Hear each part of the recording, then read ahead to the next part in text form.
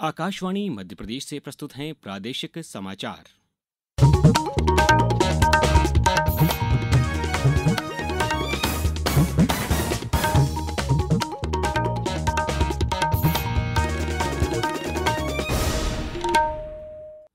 नमस्कार, समाचारों के साथ मैं अभिषेक कटियार। सबसे पहले इस बुलेटिन के मुख्य समाचार। राज्य विधानसभा में वित्त मंत्री जगदीश देवड़ा ने 19,206 करोड़ 79 लाख रुपए का दूसरा अनुपूरक बजट पेश किया। प्रदेश में प्रति व्यक्ति शुद्ध आय 1,39,000 से बढ़कर 1,52,000 रुपए से अधिक हुई। राज्य विधानसभा में आर्थिक सर्वेक्षण पेश। प्रदेश में सरकारी स्कूलों में कक्षा 9 में ड्रॉप आउट दर को कम करने ब्रिज को संचालित। अप्रैल माह में होगा बेसलाइन टेस्ट। और मुंबई में महिला प्रीमियर लीग क्रिकेट के अंतिम लीग मैच में आज शाम 7:30 बजे से मुंबई इंडियंस का मुकाबला रॉयल चैलेंजर बेंगलुरु से होगा। अब समाचार विस्तार से।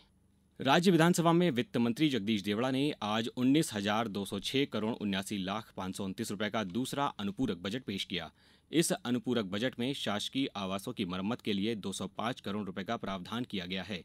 इसके अलावा सिंचाई परियोजनाओं के लिए 1,000 करोड़ और गेहूं खरीदी के लिए 2,000 करोड़ रुपए का प्रावधान किया गया है। जल संसाधन विभाग के अंतर्गत सिंचाई परियोजनाओं, नहरों के निर्माण और मरम्मत के लिए दूसरे अनुपूरक बजट में 1,000 करोड़ रुपए का प्रावधान किया गया है। पेश किए गए अनुपूरक अनुमान के अनुसार औद्योगिक नीति और निवेश प्रोत्साहन योजना के लिए 726 करोड़ रुपए, अटल गृह ज्योति योजना के लिए 622 करोड़ 44 लाख रुपए और खाद्य विभाग के उपार्जन के लिए 2,000 करोड़ रुपए का प्रावधान किया गया है। एमएसएमई प्रोत्साहन व्यवसाय निवेश संवर्धन के लिए 1,075 करोड़ 80 लाख और वन विभाग के वानिकी और वन्यजीव के विकास के लिए 293 करोड़ रुपए का प्रावधान किया गया है। प्रदेश का सकल घरेलू उत्पाद प्रचलित भावों पर 15,03,395 करोड़ तक पहुंच गया है। इसमें उत्पादन, वस्तुओं और सेवाओं के मूल्य में वृद्धि शामिल है। सरकार का कहना है कि यह राज्य की अर्थव्यवस्था के विस्तार को प्रदर्शित करता है। पिछले वित्तीय वर्ष में यह करीब 13,53,000 करोड़ था। इस तरह सकल घरेलू उत्पाद में लगभग 11% की वृद्धि हुई है। ये जानकारी आज विधानसभा में वित्त मंत्री जगदीश देवड़ा द्वारा प्रस्तुत आर्थिक सर्वेक्षण में दी गई। आर्थिक सर्वेक्षण के मुताबिक राज्य में प्रचलित भावों पर प्रति व्यक्ति शुद्ध आय 2023-24 में 1,39,713 रुपए थी, जो अब बढ़कर 1,52,615 हो गई है। वहीं मुद्रास्फीति के लिहाज से देखें तो प्रति व्यक्ति शुद्ध आय 70,434 रुपए हो गई है।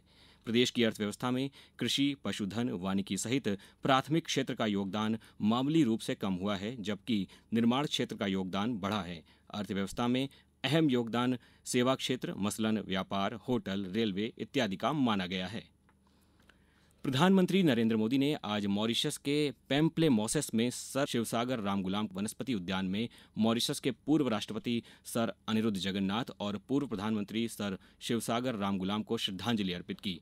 प्रधानमंत्री मोदी ने सोशल मीडिया पोस्ट में मॉरिशस की प्रगति में दोनों नेताओं की स्थायी विरासत और भारत मॉरिशस संबंधों को प्रगाढ़ बनाने में उनकी भूमिका को याद किया। पुष्पांजलि समारोह के बाद श्री मोदी और मॉरिशस के प्रधानमंत्री डॉक्टर नवीन चंद्र रामगुलाम ने एक उद्यान में एक पेड़ मां के नाम पहल के तहत एक पेड़ लगाया। श्री मोदी ने इस पहल में डॉक्टर नवीन रामगुलाम की भागीदारी के लिए उनका आभार व्यक्त किया और कहा कि ये कदम प्रकृति, मातृत्व और स्थिरता को सम्मानित करता है। उन्होंने कहा कि डॉक्टर रामगुलाम का समर्थन हरित और बेहतर भविष्य को बढ़ावा देने के लिए दोनों देशों की साझी प्रतिबद्धता का प्रतीक है। केंद्र सरकार ने कहा है कि देश में महात्मा गांधी राष्ट्रीय ग्रामीण रोजगार गारंटी अधिनियम मनरेगा योजना के क्रियान्वयन में जहां भी निर्देशों और नियमों का उल्लंघन होगा, वहां टीमें भेजकर उचित कार्रवाई की जाएगी। ये बात आज केंद्रीय ग्रामीण विकास मंत्री शिवराज सिंह चौहान ने लोकसभा में प्रश्नकाल के दौरान आपूर्ति विभाग के सवालों के जवाब में कही। केंद्रीय मंत्री ने सदन में किसानों को प्रधानमंत्री सम्मान निधि मिलने को लेकर कहा कि हर पात्र किसान को इसका लाभ मिले, इसके लिए हम राज्य सरकारों के सहयोग से सभी पात्र हितग्राहियों को लाभ देने के लिए अभियान चलाते हैं। विकसित भारत अभियान के दौरान 1 करोड़ पात्र हितग्राही जोड़े गए और स्वच्छता अभियान के दौरान भी लगभग 30 लाख नए नाम जोड़े गए। हितग्राहियों की पहचान का प्राइमरी काम राज्य सरकारें करती। अगर अब भी उनके राज्य में कोई पात्र हितग्राही शेष रह गया हो तो वो तुरंत ऑनलाइन रजिस्ट्रेशन करवाए। एक भी पात्र किसान शेष नहीं बचेगा, सबके खाते में पैसे जाएंगे। अब समाचारों में वक्त है एक ब्रेक का।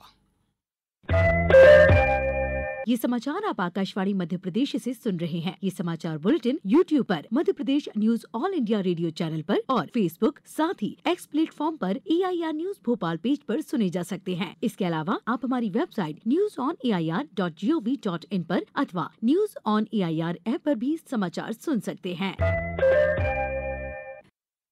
समाचारों में पुनः एक बार आपका स्वागत है।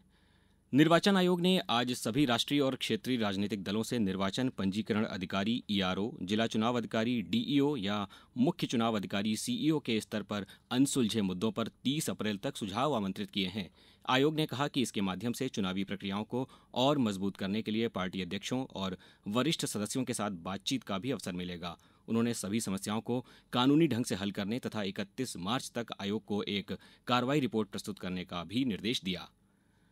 वेफ्स anti piracy challenge create in India challenge का एक महत्वपूर्ण हिस्सा है, जिसका उद्देश्य तेजी से आगे बढ़ते तकनीकी युग में डिजिटल सामग्री की सुरक्षा करना है। जैसे जैसे डिजिटल मीडिया की खपत बढ़ती है, वैसे वैसे पायरेसी और सामग्री हेरफेर की चुनौतियां भी बढ़ती हैं।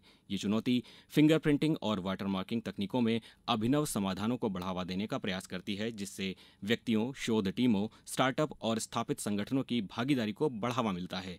सूचना और प्रसारण मंत्रालय के सहयोग से भारतीय उद्योग परिसंघ द्वारा आयोजित इस प्रतियोगिता में 1296 पंजीकरण प्राप्त हुए हैं, जो डिजिटल सामग्री सुरक्षा में गहरी रुचि को दर्शाते हैं। ये चुनौती विश्व ऑडियो विजुअल और मनोरंजन शिखर सम्मेलन का हिस्सा है, जो संपूर्ण मीडिया और मनोरंजन क्षेत्र के मेल मिलाप के लिए एक अनूठा केंद्र और अध्ययन मंच है। ये आयोजन एक प्रमुख वैश्विक आयोजन है, जिसका उद्देश्य वैश्विक M&E उद्योग का ध्यान भारत की ओर आकर्षित करना और इसे भारतीय M&E उद्योग के साथ साथ इसकी प्रतिभाओं से जोड़ना है। सम्मेलन 1 से 4 मई 2025 को मुंबई के जियो वर्ल्ड कन्वेंशन सेंटर और जियो वर्ल्ड गार्डन में आयोजित किया जाएगा। प्रदेश के सरकारी स्कूलों में कक्षा 9वीं में प्रवेश लेने वाले विद्यार्थियों में अध्ययन के स्तर और दक्षता को सुधारने के लिए स्कूल शिक्षा विभाग ब्रिज कोर्स का संचालन कर रहा है। प्रदेश में 4,200 हाई स्कूल और 4,100 हायर सेकेंडरी सरकारी स्कूलों में हिंदी, अंग्रेजी एवं गणित के एक शिक्षक को प्रशिक्षण देने की व्यवस्था मार्च माह से शुरू कर दी गई है। ब्रिज कोर्स के माध्यम से सरकारी स्कूलों को ड्रॉप आउट दर को कम करने में मदद मिलेगी। प्रशिक्षण प्राप्त शिक्षक अप्रैल माह में और 16 जून से 20 जुलाई तक ब्रिज कोर्स का संचालन करेंगे। ब्रिज कोर्स के दौरान ही 5 और 12 अप्रैल को इन विद्यार्थियों का बेसलाइन टेस्ट अंग्रेजी, हिंदी, गणित में लिया जाएगा। खाद्य नागरिक आपूर्ति एवं उपभोक्ता संरक्षण मंत्री गोविंद सिंह राजपूत ने कहा है कि सरकार धान के उपार्जन की प्रक्रिया को पारदर्शी और दोष रहित बनाने के लिए तकनीकी का सहारा लेगी। आज विधानसभा में ध्यानाकर्षण सूचना पर चर्चा के दौरान उन्होंने ये जानकारी दी। श्री राजपूत ने बताया कि धान के परिवहन से जुड़े वाहनों पर GPS लगाया जाएगा और एक नियंत्रण कक्ष के जरिए इन वाहनों के आवागमन की निगरानी की जाएगी। मुंबई में महिला प्रीमियर लीग क्रिकेट के अंतिम लीग मैच में आज शाम 7:30 बजे से मुंबई इंडियंस का मुकाबला रॉयल चैलेंजर्स बेंगलुरु से होगा। मुंबई ये मुकाबला जीतकर अंक तालिका में शीर्ष पर पहुंच जाएगी। अगर मुंबई हार जाती है तो बृहस्पतिवार को एलिमिनेटर मुकाबले में गुजरात जायंट्स के साथ खेलेगी। दिल्ली अंक तालिका में पहले स्थान पर है। वर्तमान विजेता बेंगलुरु और यूपी वॉरियर्स पहले ही टूर्नामेंट से बाहर हो चुके हैं। अब कुछ समाचार संक्षेप में। जबलपुर की सीमा से लगे मंडला के गांव देवरी बकई में 9 साल बाद झील महोत्सव में जबलपुर के बरगी बांध में पर्यटक वाटर स्पोर्ट्स, एयर स्पोर्ट्स और लैंड स्पोर्ट्स का लुत्फ उठा सकेंगे। शिवपुरी जिले में होली सहित अन्य त्योहारों को देखते हुए आज कलेक्टर की अध्यक्षता में सद्भावना एवं समन्वय समिति की बैठक का आयोजन किया गया। अशोकनगर में आज जन सुनवाई में कलेक्टर ने जिले के आवेदकों की समस्याओं को सुना और मौके पर ही निराकरण के निर्देश दिए। नर्मदापुरम में जिला स्तरीय कृषि विज्ञान मेले का आयोजन कल 12 मार्च को कृषि विज्ञान केंद्र में किया जा रहा है और आगरमालवा कलेक्टर ने घटते जलस्तर को ध्यान में रखते हुए आने वाली ग्रीष्म ऋतु में पेयजल की उपलब्धता को बनाए रखने के मद्देनजर जिले को जल अभावग्रस्त क्षेत्र घोषित कर दिया है। इस बुलेटिन में इतना ही। नमस्कार।